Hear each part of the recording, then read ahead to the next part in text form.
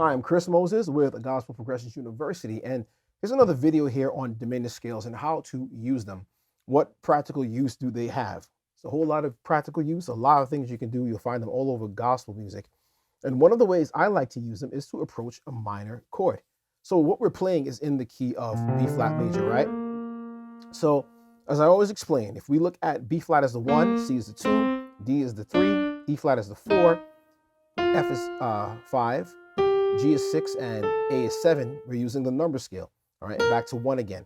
So we can number all of what we have. So in order to be able to keep up with what's major and what's minor, we can group them. So our first triad, and as in B flat, the root note, the key that we're in, is always going to be a major chord. If we played everything diatonically, just stayed within these 7 notes here. All right, so we have the 1 is major, and then we go to the 1, 2, 3, 4, we have another major triad. Then we go to the 1, 2, 3, 4, 5. We have our third major triad in the key of B flat major. So it's 1 is going to be major, 4, and 5. So we have 3 out of 7 so far. We have another 3, and then we have another 1, giving you 7 diatonic chords. So if we have 1, 3, and 5, we're going to have 2, 3, and 6. This is what's left. So 2 is going to be minor. 3 is going to be minor, and 6 is going to be minor. So that's 3 major, 1, or rather 1, 2, 3, major, and then we have minor is 4, 5, and 6. So 6 chords, we just need 1 more. The final one is going to be your diminished. And that gives us all the chords that are in the major scale. So when we approach a minor chord, we do have options. So we can look at the major chords. We can say, okay, well, I can approach the major chord using, say, the 5 chord and go to 8, the 7, and then go 1. Go back and use the 1 chord over the note 3, right, which is part of that B flat chord, to go to the 4 chord. We could even do this, the 4 chord, to go to the 5.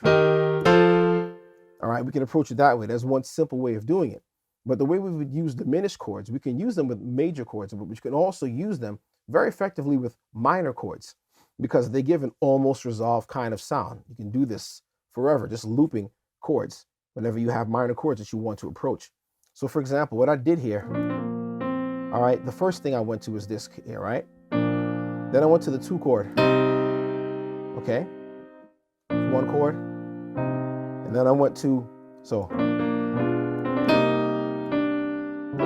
I went here to this diminished chord to the 3 chord. So let's back up. 1 chord, then we can go now to the C chord. That's where we want to go. We can use a diminished chord before it. So your diminished chord would be B diminished. We can do a B diminished, or we can do an entire B diminished 7 if you wanted to. We can break that up in any way we want because we have 4 notes here. We can start here, we can start here, we can start over here, we can start here. So we have this C minor that we're going to. We're not going to live there, but we can use a diminished chord as a leading tone. So it would sound.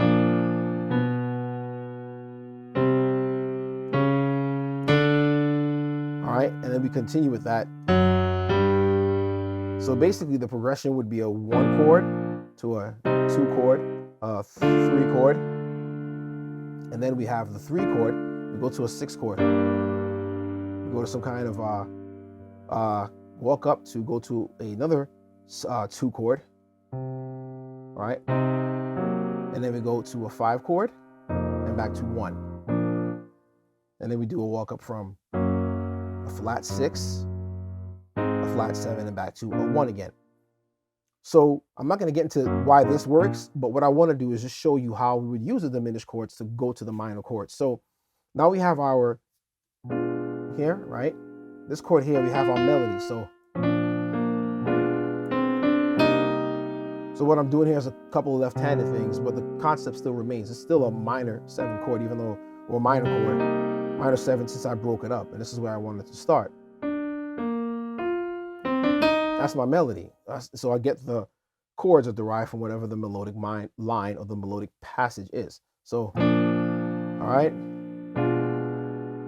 Now I'm going to go to the C minor. I'm progressing 2 forward to the D minor. All right. So I'm using another diminished chord here to get to the minor chord, to get to D minor. So far, I got to the 2 chord, which is minor. That's what we said.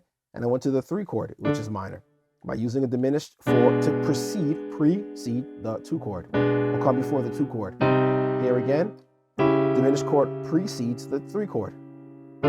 Finally, we have the 6 chord. 1, 2, 3, 4, 5, 6. We have a diminished chord preceding that minor chord. So we have this here, right? Or we can play just this and come here. All right.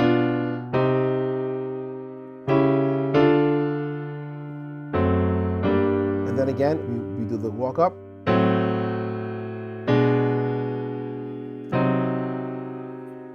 And then we can end it with a